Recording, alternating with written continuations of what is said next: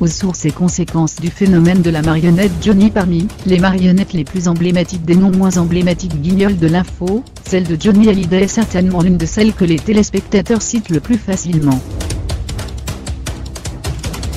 Elle fait d'ailleurs partie des 3 premières créées, à l'époque du lancement de l'émission d'humour de Canal+ en 1988, avec celle de PPDA et de Serge Gainsbourg.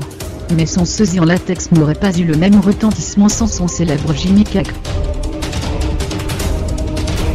Alors de la disparition de la légende française, survenue dans la nuit du 5 au 6 décembre, retour sur le phénomène Johnny Wiggles, est-il le code qui fait dès le début l'imitation de Johnny Hallyday?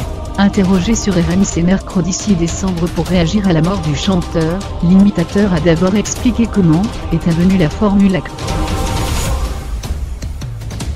qui démarrait toutes les phrases de la marionnette de Johnny. Lorsque le chanteur interprète que je t'aime, il prend parfois de l'élan et peut dire ah que je t'aime, en raison de la puissance de la chanson.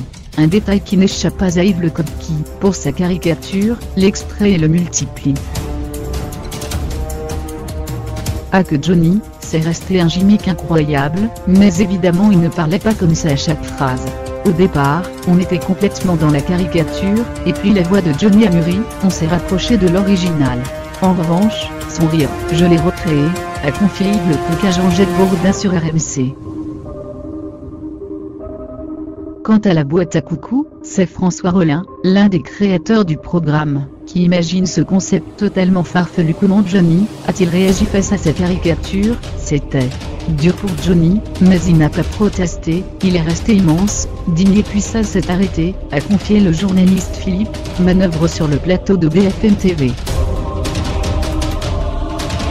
Interrogé à l'époque par Anne Sinclair, Johnny Hallyday racontait qu'il pouvait en rire un peu, mais se demandait comment réagir quand sa fille Laura était moquée à l'école, et cherchait à faire respecter l'image de son père. De son côté et toujours sur RMC, Yves Lecoq reconnaît que Johnny Hallyday n'a pas apprécié comment il avait été ridiculisé.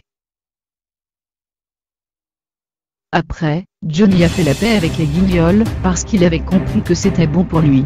C'était un hommage à la star qu'il était. Et de préciser, Johnny avait compris qu'il y avait un nouvel effet Johnny avec cette marionnette qui touchait une autre génération. Ça a été une période charnière. En 1989, malgré la blessure, l'artiste est lui-même venu au Guignol couper le nez de ses marionnettes. Les fans